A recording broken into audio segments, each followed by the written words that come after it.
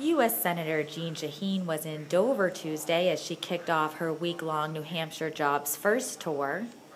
After visiting WH Bagshaw Manufacturing in Nashua, Shaheen toured EcoTouch Premium Car Care on Washington Street, where she learned all about their biodegradable products and growing international business. This is an example of the benefits from the Small Business Jobs Act, something that I worked very hard on when I was in the Senate. I served on the Small Business Committee, and it, as you heard, included, among other things, support for companies who are trying to get into international markets so they can export, and particularly for a small business like EcoTouch, having that support is really critical. And the Small Business Jobs Act did a number of other things, provided tax credits for companies, helped with SBA loans, and it's a place where my opponent, Scott Brown, and I really disagreed.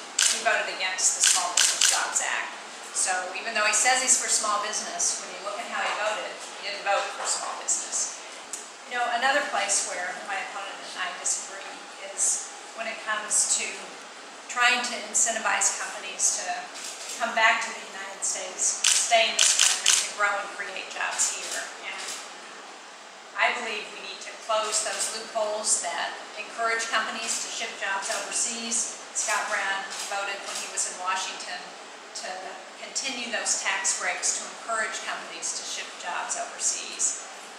And then to add insult to injury, after he left the Senate, he joined the board of a company that has as part of its business model shipping jobs overseas, outsourcing American jobs.